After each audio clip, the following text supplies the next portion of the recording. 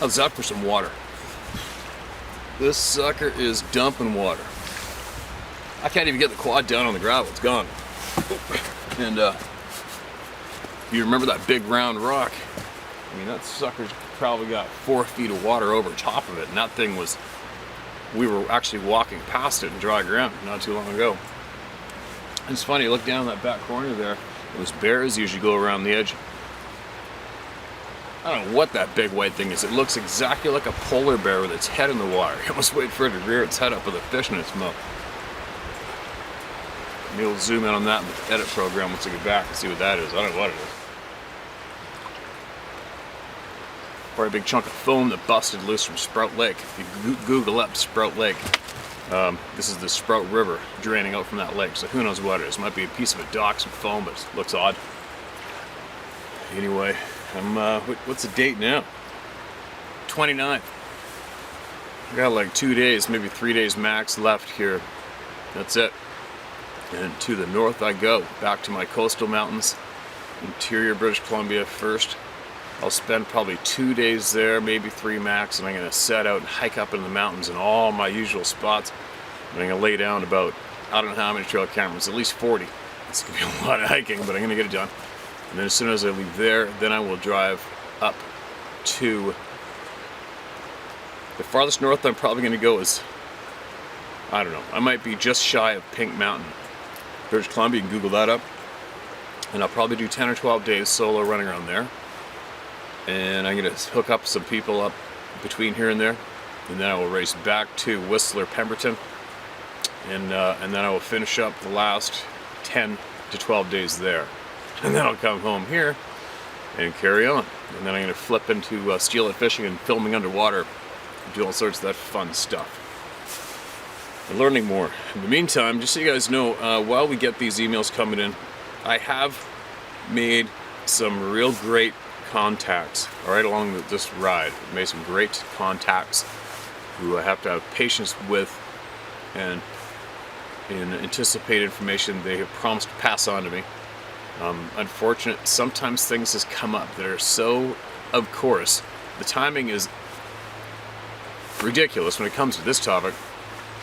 You know, I was notified of some clear photographs of some people I know that had them, the man that had them died, who was bringing food to them back where he used to live, and the pursuit of those photographs still goes on today, even though they should have been where they should have been, but I don't even know if they are there. I'm going to find out when I get to the mainland. Edgar, our nuclear physicist scientist, who was going to give us all of his journals and transfer them over into to the internet to get to me. Of course, now he's come down with his bone marrow and his cancer and all that grief, put some block into that information. And that's not by Edgar's fault, and I would never pressure him in a minute to give me his journals. But it's just example after example of things that are coming our way, and things come up and stop it. It's really weird. I have a new contact, another couple other few contacts, a recent new one who sound very promising, and they are people who claim to be in the know, and I mean in the know, and they have given me enough information to back up who they are. And of course there's other circumstances blocking them from passing off information to me directly right now, but it's coming, hopefully. But it is kind of funny, isn't it, how when it comes to this topic and many other ones, when the information is there as promised to come, and just that coincidentally something stops it. But if you quit, then you never get it at all. The key is you cannot quit, no matter what. You guys, I know a lot of you, most of you are picking up what I'm putting down when I'm sharing that statement, but that isn't true. You don't quit. And you read every single email, and you hear every single voice, and it's up to you to take from what you will or not, or leave it. And it's up to you and your gut, your instincts, to decide for yourself what you should retain or not when it comes to these emails. All right? Now, getting on with it, let's get some voices shared. So I have to get back, and I got to get some rubber mats for my horses for the concrete floor in the barn before it starts giving them achy joints. A bunch of other things I got to get done before I leave. Jumping way too much water to see any bears coming out behind me for sure. There's no dead fish in the shoreline. I think that should be mostly wrapped up for now. I'll find out soon, later. Now, title, Bigfoot. Well, Steve, my name is, and I own a large tract of land on the Maine/Canadian border that was left to me by my father who passed a few years ago. I grew up on that 600 acres, which is a registered tree farm that my dad selected cut most of his life. Back when I was a teenager, he started to build 5 log cabins to be used as hunting and fishing lodges, as he was a licensed hunting and fishing guide and wanted to make some extra money. Well, once he started building, then one day he went to the northernmost part of our land to find some logs to build the cabins with, and found, by dumb luck, a Bigfoot lodge, as he called it, and actually saw a whole family of them near it. He then turned around and went back home and decided not to finish building the lodges and to leave them alone. The next day, he took us up there to see for ourselves and told us to leave them alone. All my years I lived up there, I would see them at least once a week and think nothing of it. When I couldn't see them, I would smell them. I went up there last month on a vacation to clean out some of my dad's belongings and decided to go see if the Bigfoot family is still there. Yeah, they are.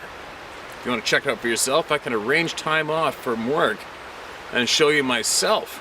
Respectfully yours, Luke. All right, I'm going to leave out your last name, all right? Just because there's going to be some nut bars out there who will be intent on going there, seeking you out, and harassing the living shit out of that property, if not, more than likely, trying to eliminate them or one of them, all right? So we'll leave your name out of this one. I'm not gonna lie, I've had a handful. I've had an elderly First Nations man from Washington State offered to take me into the mountains to introduce me to these beings. Last year, I believe, I've had no shortage of invites emailed to me to come and see for myself and see and meet and greet these things. I want more of them. Do I want to? I'm on the fence. Obviously, with travel conditions right now, it's not that easy to pull something like that off. Would I meet you, Luke, and go check this out? Possibly. Let's leave it out as a possibly. Like I've said before, I've seen these beings, I've accepted it, I get it, they're there, and I am, as I said, I'm trying to gather information for my puzzle is geared up right now. I want to find out who I am.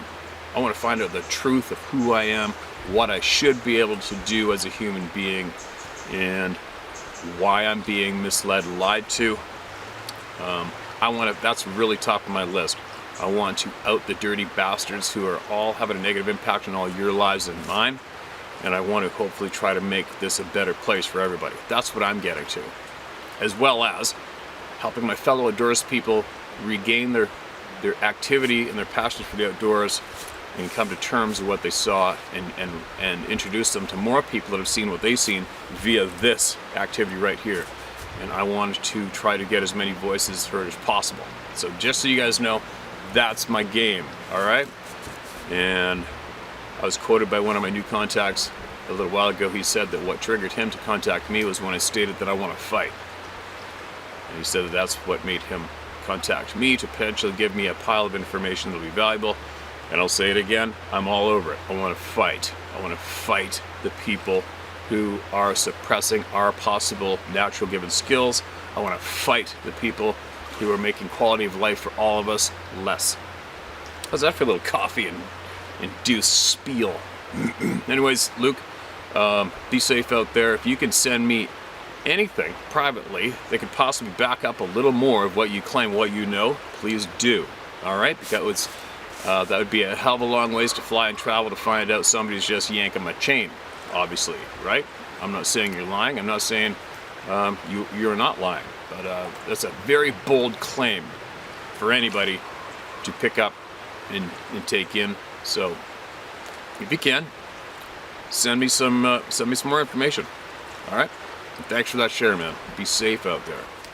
Suddenly the CO came through the door. Someone yelled, "Attention!" He made his way through the crowd to the center of the room and stated, "You didn't see anything. None of this happened, and if I hear any chatter about tonight, you will answer to me. Do you understand?" Everyone yelled, "Yes, sir." The next morning, we were all spent from the night before. No one got any sleep, and to make things worse, in came the Black Hawks and men in suits with the base commander. They spoke to certain people, and the incident was soon put behind us. The most common thread amongst the eyewitnesses was that the Sasquatch seemed to not really care about the chaos on the road that night. It never ran or seemed to be scared. The way it stood there and stared at them, eyes glowing, is what freaked everyone out. One of my employees is First Nation Navajo. He calls the Bigfoot the Yanni. He started talking about spirits one day and what it means when a feather is in your path on the ground. What type of bird feather means something about your life? The conversation turned to the Yanni. He stated that they were evil and to be feared. They were the unclean spirit and of the dark world. He said to stay away from them at all costs. In closing, I've only told a handful of people this story, Steve. I live in the southern Rocky Mountains and rarely hike alone, just for this reason. Please accept my condolences on the passing of Mr. Macaroni. It's hard to lose such a trusted friend, and it's a shame that they are only on this earth for just a short time. I thank Scott Carpenter for sending me your way. I've been watching him for about 10 years now. I've been watching you for a while now, and I trust your non-judgmental, no bullshit approach. Be safe out there. Much respect and Godspeed, Seth. Holy shit, Seth. That was a big one. And as many people were there, that sounds like a big crew of the fellows were there. And I would almost bet the farm one or more of those fellows are watching this video, or at least this channel, today, without a doubt. And if any of you guys who were there as well, if you guys want to send in your version of it or what you saw, or you've learned since then, please do. All right, we're all on the same team here. It's not us and them when it comes to civilians and military. We're all human beings, and we're all enjoying this ride together. But we should have each other's back equally. All right, no matter what anybody says. And as far as that being goes, for a lot of you people out there in the know, if you feel it may be what is referred to as a tracker, you'll know what I'm talking about. Send me an email and tell me what you know, and we'll tell you what you think about that. If there's people out there who know what I'm talking about and you feel that possibly may have been one of the, quote, trackers, end quote, let me know what you think. All right, here's a short one. Take from this what you will, all you sleuths out there. You might be interested in this. I sent you a story, named it blank blank. I'm not even gonna say what he named it. But you missed the punchline. I told you I worked in a place in New Mexico called blank blank. I'm just gonna leave that out. And I don't want to say that word here. It's a key word. If you and Dave want to know where 500 to 1,000 people go every year, look up Dulce, D-U-L-C-E, New Mexico, and Phil Schneider, and you will know where they go. Food at the end. It's real. I worked there 20 years. I hope this does not get me killed. There you go. Didn't say not to share. I shared it, as usual, right, you guys? That was a different kind of a shorty. So there you go, everyone who wants to do the sleuthing. Start rolling the wheels on that one. That was a little different, wasn't it? All right, what do we got here? And for the curious, I haven't a clue what that email, that I don't know who that person is he mentioned. I haven't a clue what he's talking about. So if you guys want to look into it, give her, all right? Alright. 2 times, this is the title. Steve, I thought I emailed you about 2 years ago when I first started watching your channel. I'm not sure I sent you the right email. Alright. 2 times, this is the title. Steve, I thought I emailed you about 2 years ago when I first started watching your channel. I'm not sure I sent you the right email. Anyways, my story started around 71, 72, and I've never told anyone until I told you. I was 14 years old then, I'm 64 now, and can remember these like yesterday. Listening to your channel just brought to surface again. I thought I'd let them go, but your show brought them up again. I lived in a small town in Wisconsin and came from a family where my father was an alcoholic, like most of the families from this town. He was going into a bar, and I was across the street up a hill with a bunch of kids, and of course he saw me. I ducked down when I saw him, but he started and continued to holler at me until I finally stood up. He advised me that I better be home before he did or else. My girlfriend and I took off towards my house. We had to run as fast as we could across a bridge with railroad tracks that had the dam below it. When we were young, could run fast.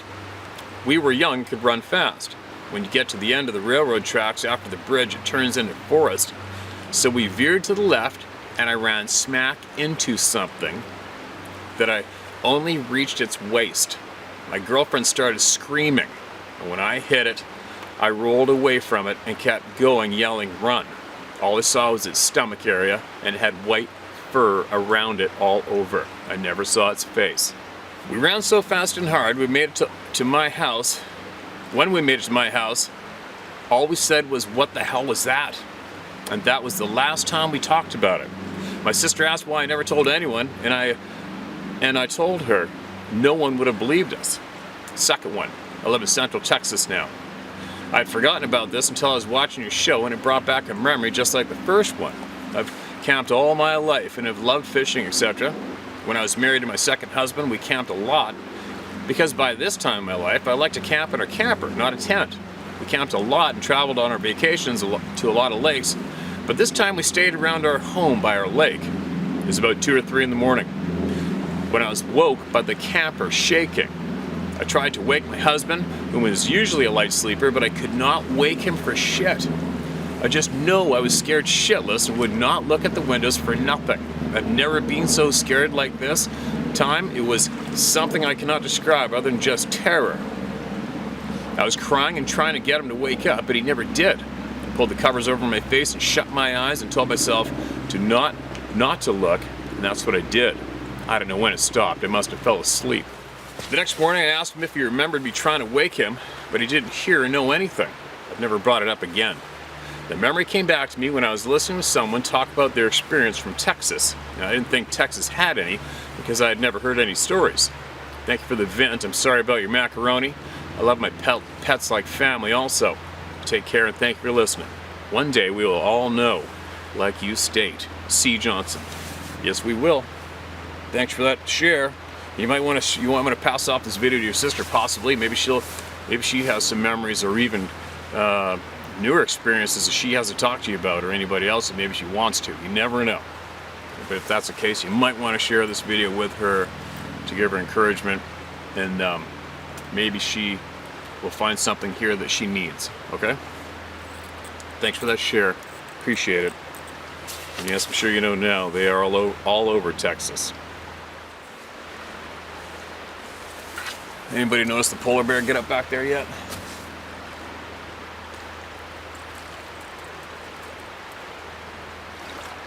And it's a pile of water. Can't wait to steelhead fish this winter. Alright, here we go. Titled, "That's Not a Tree." Well, that sucked.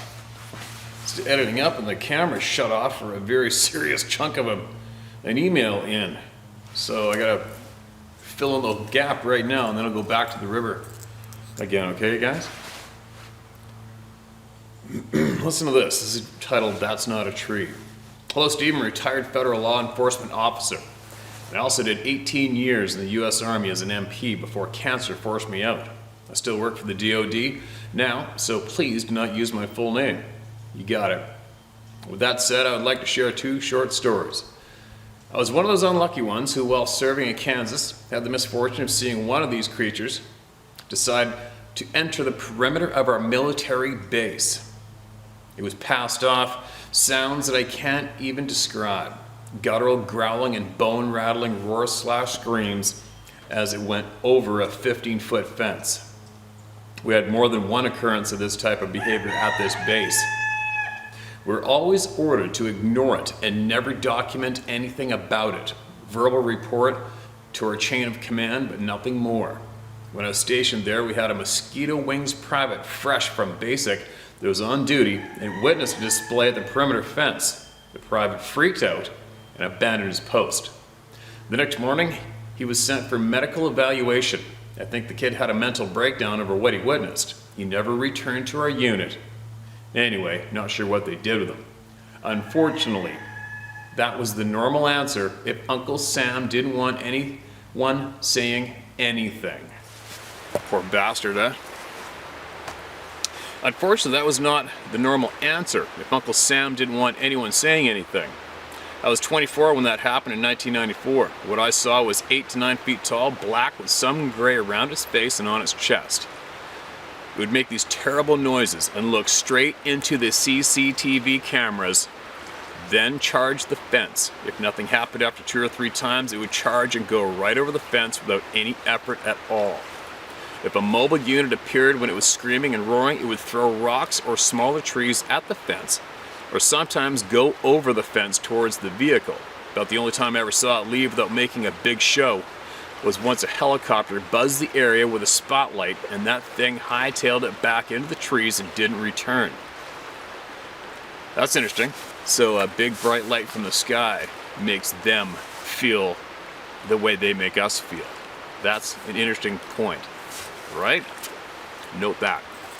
Okay, so the second story was about 2018 or 19 in Kansas, south of I-70, about 30 miles from Lake Milford. I was working late and had about a 40-minute drive home on rural county roads, some paved and some gravel. The area has rolling limestone cliffs and lots of dense trees, pastures, and hay fields. It was about 10:30 p.m. on a winter evening, cold but no snow on the ground. I came around a curve on this 2-lane county road that had only a few feet on each side before the trees started. No ditches to mention. Here comes a car.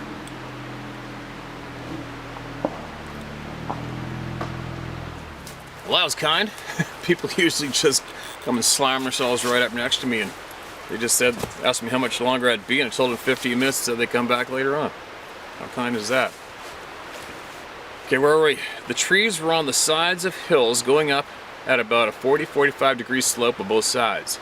As I got to the middle of this curve, I saw what I thought was a tree extremely close to the left side of the road.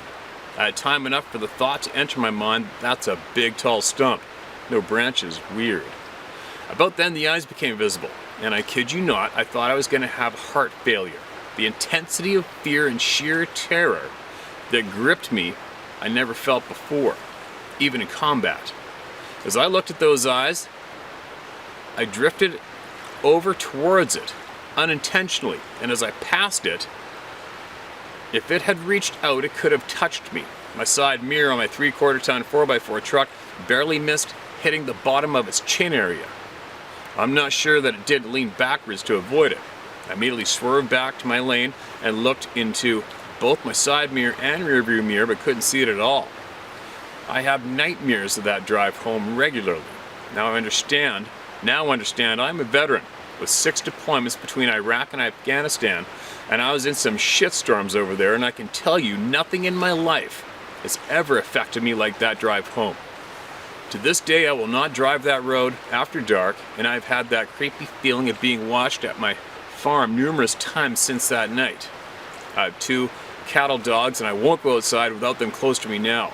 I always carry a gun on me and have a rifle or shotgun in my truck. But honestly, don't think it would matter if this being decided to have at a human. It's game over. I've heard you say that they outclass us, and man, you are ever right about that. They have some kind of an ability to instill emotions in a person at a glance. Anyway, that's my stories. Take them or leave them. I just really appreciate having somewhere to voice them, since I'm sure nobody around here would ever acknowledge what these things are, or that they even exist. God bless you, brother, and may you keep safe out there. Thank you for what you're doing. Amen. And right back at you. You be safe. And thank you for sharing that information with everybody through me, man. You gotta wonder, for all the military personnel that see these things on bases, on maneuvers, and when they get the talking to, keep your mouth shut or else. I wonder what it must be like to be in that group of men days or even weeks after the fact, as you're working alongside each other and too scared to talk about it. I wonder how their previous training has manipulated their minds into being absolutely scared of the authority over top of them, their commanders, as opposed to just talking to their brother beside them at nighttime in camp or whatever, right? I mean, how effective is that threat? Does everybody just shut right up and pretend it didn't happen every single day while in the military with that same group of people? It'd be interesting to know that, how effective the manipulation of the human mind is from the chain of command, right? I know I wouldn't keep my mouth shut. Oh, I picture that I wouldn't be able to keep my mouth shut about it. If me and 30 or 40 of my brothers in arms seen one of these damn things, and an hour later we're told to shut up, am I gonna stay shut up? Can't picture it, I can't see it. And as far as the instilling that fear and terror into our soul, that's where I am. I'm interested in that portion of these experiences myself right now. I'm trying to figure out if our given skills that are absolutely connected to our soul are possibly being triggered once we come upon the swapping eye looks with one of these things. Is it our initial original skills being ignited and it scares us to our core, which are supposed to? Maybe that's how our souls work. We are supposed to feel that alarm when confronting one of these beings, possibly, right? And it might not be them intentionally doing it to us. I'm really starting to wonder about that part of it myself. But anyway, thank you so much for sharing that, man. And I will wonder how many men like you and who are alongside you are possibly listening to all these people come forward today through here and other places as well, right? I wonder how many. I'll bet there's a lot. Bet there's a lot. Every week, every day, somebody finally cracks and decides they need to share it and get it off their chest. Every single day. I guarantee you, we haven't heard from every one of those people out there who are harboring some sort of upside down, some sort of experience that turned their lives upside down. And they're trying to get up the guts to share it. And it sure is cool to see that this is working. And this is getting to people and giving them confidence. It's a good thing.